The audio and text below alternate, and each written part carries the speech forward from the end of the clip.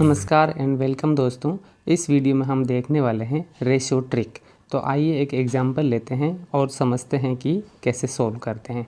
मेरे पास एक एग्जांपल है, a रेशो b जो है वो 1:2 है एंड b रेशो c है 4:3 है।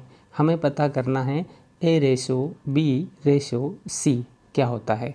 तो मैं आपको एक शानदार ट्रिक बताने वाला हूँ, तो आइए समझते हैं ये ट्रिक क्या है। इससे आप इसे बहुत जल्दी से कर पाओगे। देखिए यहाँ पर आपको सबसे पहले कॉमन नंबर को पहचान करना है। तो जैसा कि यहाँ पर आप देख पा रहे हैं b जो है वो कॉमन नंबर है और यहाँ b की वैल्यू 2 और दूसरे वाले में b की वैल्यू 4 है। तो देखिए सबसे पहले वाले जो रेशो है उसे मैं लिख देता हूँ a रेशो b यानी कि 1:2। अब मैं b रेशो c भी लिख देता हूँ जो कि होता है 4:3।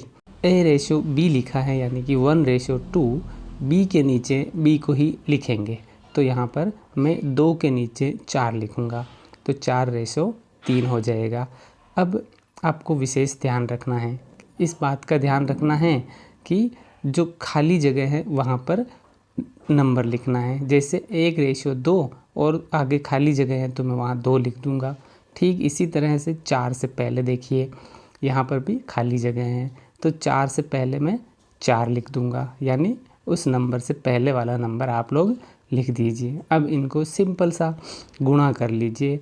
तो मैं यहाँ पर 1 और 4 का मल्टीप्लाई करता हूँ तो 4 होता है, 2 और 4 का मल्टीप्लाई 8 हुआ, 2 और 3 का मल्टीप्लाई 6 हुआ। यही a ratio b ratio c है।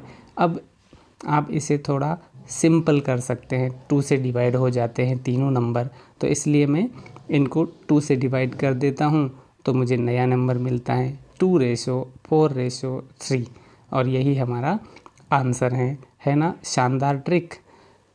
चलिए एक और हम एग्ज़ाम्पल यहाँ पर ले लेते हैं।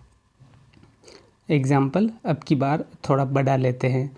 a रेशो b मेरे पास 3:4 है, b रेशो c मेरे पास 1:5 है और c रेशो d मेरे पास 2:3 है।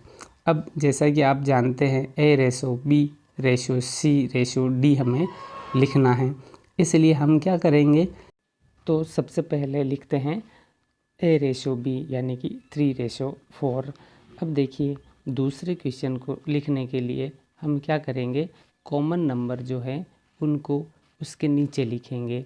ध्यान से देखने पर हमें पता चलता है यहाँ पर b है और यहाँ पर भी b कॉमन नंबर है जिसकी वैल्यू 1:5 है। तो मैं 4 के नीचे b की वैल्यू 1 लिखूँगा और फिर 5 लिख दूँगा। ठीक ऐसे ही अब तीसरा रेशियो हमें लिखना है, तो तीसरा रेशियो लिखने के लिए भी हम लोग कॉमन रेशियो को देखेंगे, c जो कि कॉमन रेशियो है, इसलिए मैं c की वैल्यू 2 को इस 5 के नीचे लिख दूंगा। तो मैं 2:3 इस तरह से लिख दूंगा। लिखने के बाद अब हमें इन्हें खाली जगह को फिल करना है।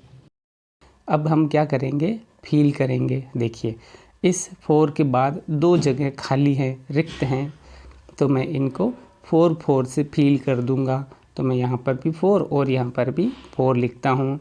अब नीचे आइए, यहाँ दोनों जगह रिक्त है, तो मैं 1 से पहले तो 1 लिखूँगा और 5 के बाद 5 लिखूँगा। जो नंबर है उसी को कंटिन्यू करते जाते हैं हम लोग, इसलिए। अब देखिए तीसरी वाली लाइन में मैं 2 लिखूँगा क्योंकि मेरे पास नंबर 2 लिखा है। अब मैं सिंपल सा इन सब का मल्टीप्लाई कर लूँगा। 3, 1 और 2 का मल्टीप्लाई 6 होता है। ऐसे ही 4, 1 और 2 का मल्टीप्लाई 8 हुआ। 4, 5 और 2 का मल्टीप्लाई 40 होता है। ऐसे ही लास्ट में 4, 5 और 3 का मल्टीप्लाई 60 होता है। और यही हमारी a ratio b ratio c ratio d की वैल्यू है। आप चाहें तो इन्हें सिंपल कर सकते हैं, जो कि 2 से डिवाइड हो जाता है।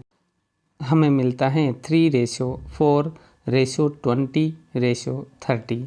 Thanks for watching.